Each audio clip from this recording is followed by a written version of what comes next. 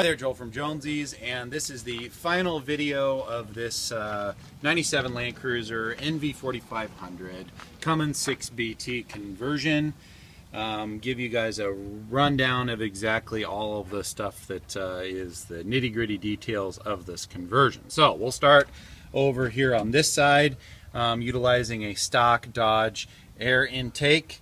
We've got a Larry B's super solenoid for our fuel cutoff solenoid, as well as hooked up all of the grid heat. So over in this kind of general area is all of the power hooked up to the first battery, second battery. Relays are all on this side. So we've got our electric cooling fan relays over here, our grid heat, and then there is a main bus bar for battery distribution power underneath the factory Toyota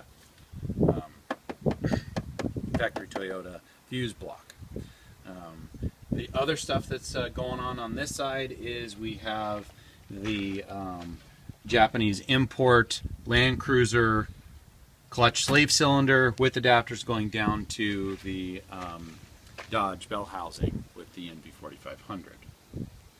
So kind of carrying on through, we custom installed a 3-inch in, 3-inch out plate style intercooler. So it's got an intercooler tubes kind of cross underneath. I think you guys have seen some of my other videos that kind of outline that. Custom serpentine belt drive, and all of the air conditioning hoses and lines are all hooked up. Have another battery on this side, so it's got dual Optima deep cycle yellow tops, and then going into the air intake. So this vehicle already had the Safari snorkel on it, and so we wanted to make sure that we could utilize some kind of a snorkel function. And the way I did that is I bought a canister style Donaldson filter with a 4-inch outlet and a 4.5-inch inlet, and then fabricated a custom adapter that will connect right up to the Safari snorkel. Now the issue with that is that the Safari snorkel is only rated at 3-inch in, which is not nearly enough for the 5.9 Cummins. So the way we resolved that, but still allowing snorkel function, is we cut a big hole in the side of the Donaldson air filter housing, and then I fabricated a block-off plate that is, as you can see, right up here. So as a 4-inch hole that is facing outboard to the fender, which is probably the best place that we could get cold air, and then we have a block-off plate on top. So if you ever wanted to convert this or doing a water crossing to 100% snorkel, you just take off the plate, put it down, block off a hole, and then you are running straight snorkel. So lots of fabrication went into making all of this work, as well as figuring out and getting all the hookups for the air conditioning and the air intake. Running a Dodge alternator with an external voltage regulator, and we're picking up the tach signal from the alternator, and then we calibrate it with a little calibration box that is in behind the glove box. So in all of our test drives, we've been kind of struggling with trying to get miscellaneous leaks figured out, clearances, rubbing. We've successfully put approximately 300 miles on it, and they've all been great miles, no major catastrophic problems. So we are very close to being able to deliver this to the customer. So far this conversion has been very rewarding because just the quality of the end product. It's a great Land Cruiser to drive. It's very tight. It's got 4 inches of lift. Springs on the front are a little bit soft in my opinion because of the added weight of the ARB bumper, as well as the really heavy Cummins 6BT. So future may want to upgrade the front springs, but so far it's fully functional. Kind of going through the underside powertrain, we've got a 60 series split case mated with an advanced adapter kit to the NV4500, a 4-wheel drive NV4500, and then had custom drive lines installed for the front and the rear. So I got that taken care of. Now let's go inside, and you guys can see some of how the shifter works out.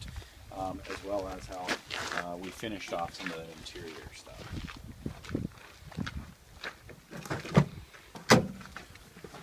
So inside here, you can see we started with the factory Toyota center console, took out all of the things for the automatic and the transfer case shift linkage, and then fabricated and sewed these trim rings and boots, as well as added a cup holder, because the cup holder is definitely something that is lacking in these Land Cruisers. Modified the length on the shifter, modified the twin sticks so that they would come up in a usable location, and hooked all that up and trimmed it out so that it appears to be a stock install. That was the goal. Behind the glove box is kind of where everything comes in. We modified the Toyota wiring harness, adapted it to all of the Dodge fuel solenoids, and then removed the original computer. So by taking the original computer out, I specifically left the pigtails and I cut out most of the old harness, but the pigtails are still there. So if there's anything that needs to be added in after the fact, you can reference a factory Toyota wiring diagram and pick up whatever wires that may have been missed. So we picked up the speedometer and ran it through a calibration box, as well as the tach, and ran it through a calibration box also, and both of those boxes are housed where the original computer would normally have gone. So that's how we kind of addressed all of the wiring and then the calibration with the tach, as well as hooking up the reverse lights and the reverse for the factory Dodge. So again, kind of coming down through this side, we added in the clutch pedal. All that stuff was imported from Japan. That was kind of a pain to get all of that to work out and to get the synchronized all of the ratios working together with that slave cylinder and the factory Toyota master cylinder. So had a little struggles with that, but we worked through it, and the clutch feels great. Owner added in an EGT and a boost gauge, so that's what you've got here up on the pillar.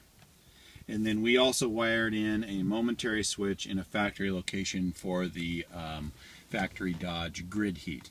I don't really think the grid heat's all that necessary, but if you are going to go into some really cold climates, you probably would like to have that.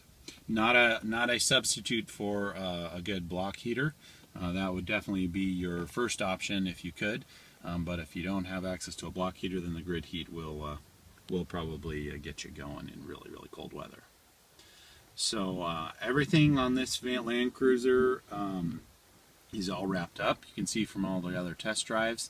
I get questions constantly about what kind of miles per gallon you get with this type of a conversion, and people think I'm a total asshole by saying you don't do these conversions because of the miles per gallon, but I do understand that people just want to know. So with the type of driving that we've been doing, which is a lot of testing, a lot of starts, a lot of stops, a lot of trips over to Portland and back up Burnside Hill, which is I think probably 6 or 7% grade, it's been knocking back about 16, which honestly is pretty good, and we anticipate that it will get well over 20 on the freeway on its drive back. But again, a lot of that depends on how it's driven, and if you are considering this and you want to have some kind of an idea, then look at what a factory Dodge with the manual transmission gets, and it's probably going to be pretty darn close to that. So anyway, thanks for watching. Don't forget to subscribe to the channel. You can check out other diesel conversion stuff at the website, and feel free to post your comments as long as they are constructive. Thanks for watching.